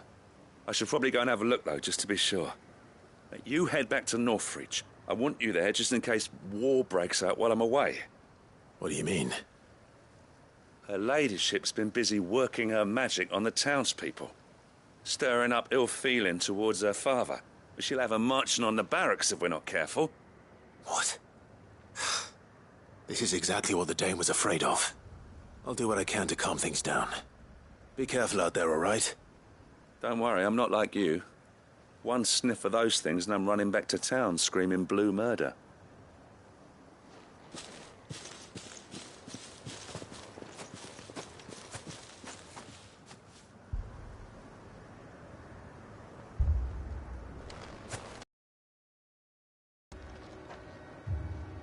Do you not see, Father?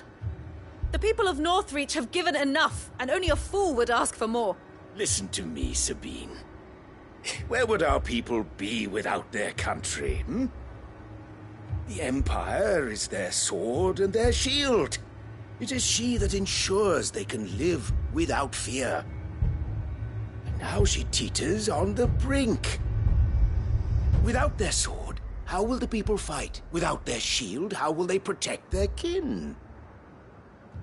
Can the unarmed stand against the advancing hordes? No. But there is yet hope. A new shield, a new sword. A new empire. We can rebuild Sanbreque, just as Great Griga wills it. Perhaps we could, Father. But we don't want to. Not if it is built on the broken backs of the people. Please, let us not quarrel in the street. You must see that no good will come of this. Our fight is not with each other, but with the threat that draws ever closer to our gates. A threat that your sword has yet to rid us of, Your Eminence. You will hold your tongue, whore! You may have filled my daughter's head with your heresy, but I will not be corrupted. Corrupted? Your daughter's opinions are her own, as you would know if you had ever deigned to listen to her. At least I hope they are your opinions, and not posturing born of a family feud. Northreach deserves better than that. Northreach deserves better than you, Carla! Yes, I know who you are. The slut of Twinside who bedded a Branded. Jealous, are you? That a woman might choose a bearer over a pious man of Griga. Clive! I met a swarm of thralls coming south from Oriflamme. Hundreds of them. Too many to count. No. Work on the fortifications has scarcely begun. We will retreat to Caer Norvent and there make our stand. Did you hear me? That was an order! While this is but a heartfelt plea, let us make our stand here and protect our homes. Protect those that we love. Together, for Northreach!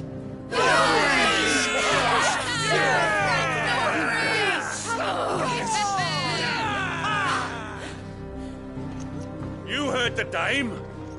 What are we waiting for? Pikemen to the gates. Archers to the roofs. Quickly, come on!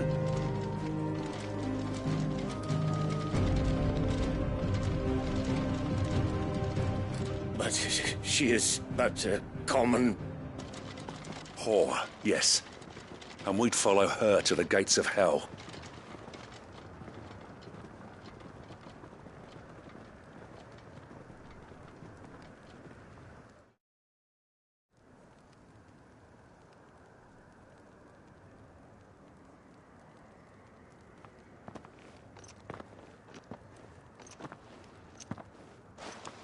The men have their orders, and they look like following them. I got them spaced out at regular intervals. Whichever direction the thralls strike from, there'll be someone there to meet them. Thank you, Philippe. Rest assured the people will play their part. The herbalist has donated her stock of medicines to me. Should any of your men be injured, take them to the Vale. We'll see to them there. Thank you, milady. I will. I'll play my part too. You still want for numbers. Unlike the enemy. I only hope I can go some way to evening the odds. Philippe, can I leave the South in your hands? I doubt the thralls by the lake were the last of their number. Of course. I'll lead a party down that way so we don't get taken by surprise. What about you? I'll make my way up the road to Oriflamme. I fought a few of these things. And while I can't promise to hold them all back, I should be able to thin the herd. All right. But take care. Thank you.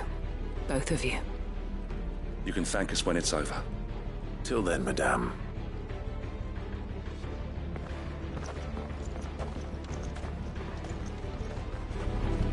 When the fight...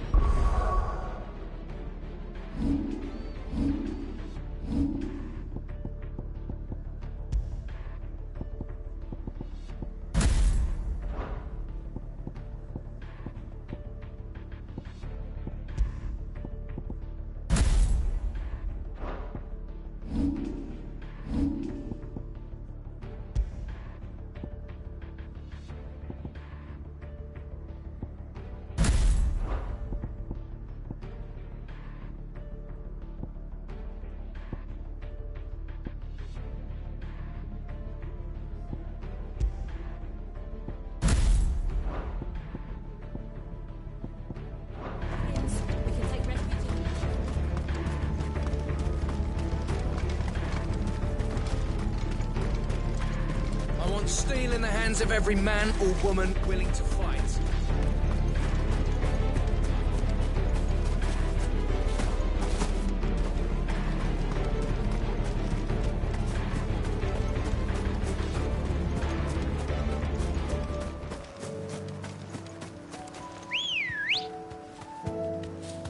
Ready, go? Faster!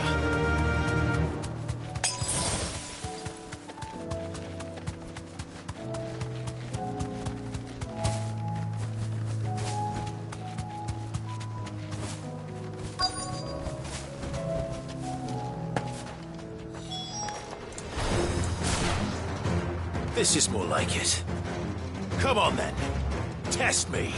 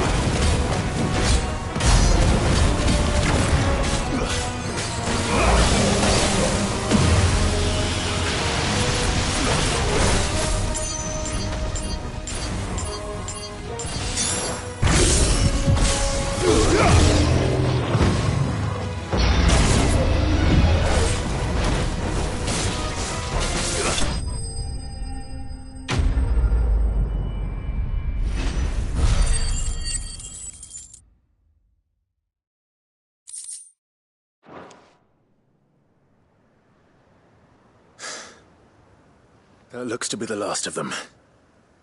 I wonder how the others fared. Better hurry back to town. Come on, Torgal.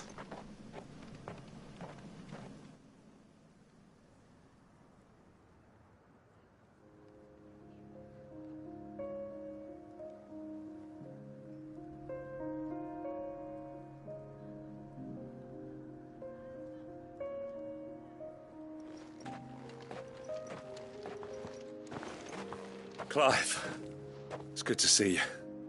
And you. The road to Oriflamme is clear. How did you and your men fare?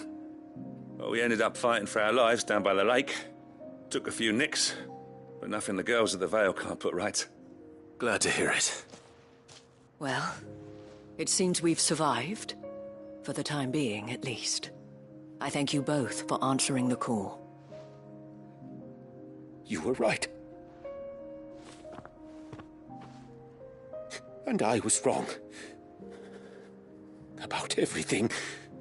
I had thought that the only way to unite the people was under the banner of Empire. That without a strong hand to guide them, they would drift apart. To be borne hither and yon by the eddying currents of fate. But you brought them together. Not by force,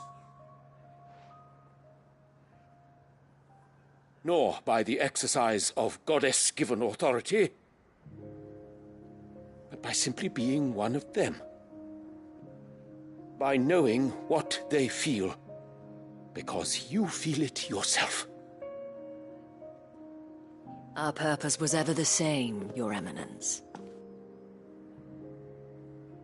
You were merely distracted by a loftier vision of empire and glory, while our eyes beheld matters closer to home.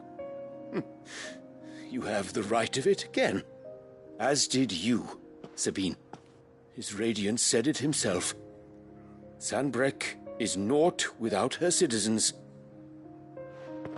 I forgot that, and I am sorry. I'm sorry too, Father. I should never have taken things so far. I only wanted you to understand how the people felt. How I felt.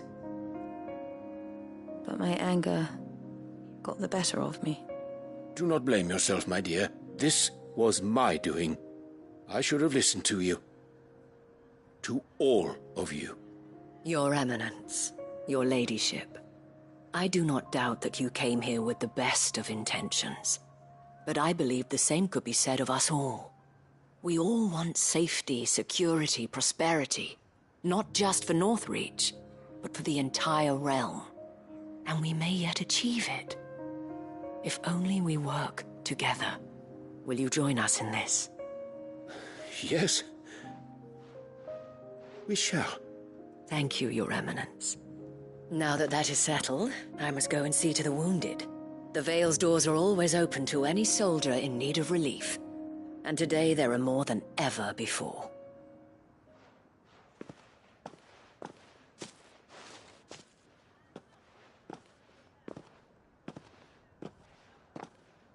Madame Isabel is a rare soul indeed. In these dark times, I see that it is not men like me who should lead the realm, but women like her. You're right. If only I'd listened to her when I had the chance. Forgive me for saying so, milady, but you still do. The Dame said it herself. We can turn things around. We just have to work together. And that goes for you, too. You're one of us now. One of you? Well said, Captain. Let this be a new beginning. Not only for Sanbreque, but for us. Well, since there's nothing more to be done here, I should see if Isabel needs any help moving the wounded.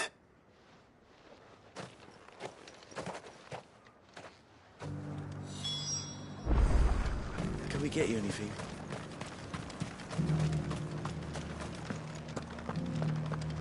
There's no need to worry any longer. I saw several soldiers being carried to the Vale. How goes the treatment of the wounded? I'd be happy to man one end of a stretcher if it would help. You've helped quite enough for one day, Clive. Thank you. Don't mention it. Oh, but I must. After all you've done for this town, it is the very least you deserve. Tell me, if Northreach had fallen, what would you have done? A woman of your means could find a home anywhere in the realm, but I sense you would rather have died here. It's a long story. For you, madame, I have all the time in the world.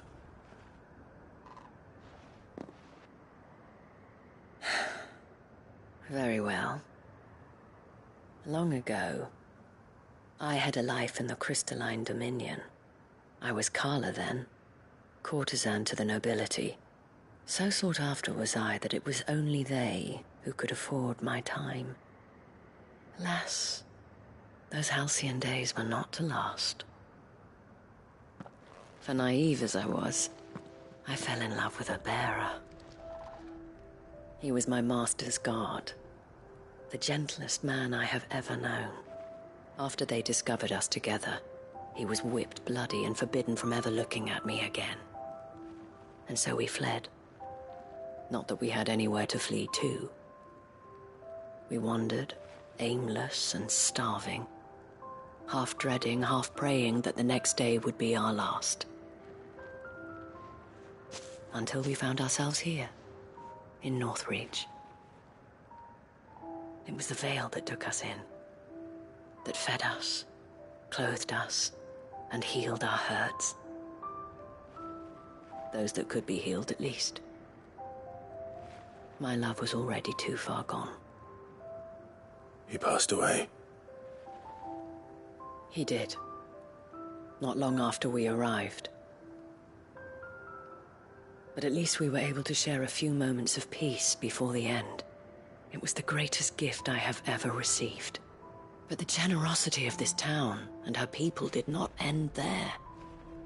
The men and women of the Vale supported me through my grief. Shared in it, though I was still a stranger to them. They treated me like a sister. And so I swore that I would always do the same. That I would return the kindness that Northreach showed me. That I would repay my debt to the Vale.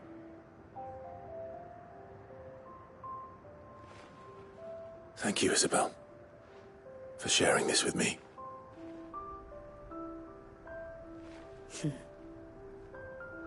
You're a lot like him, you know. Perhaps that is why I have such a soft spot for you. Never stop fighting, Clive. And I shan't either. I know that it will not be easy to keep Northreach together.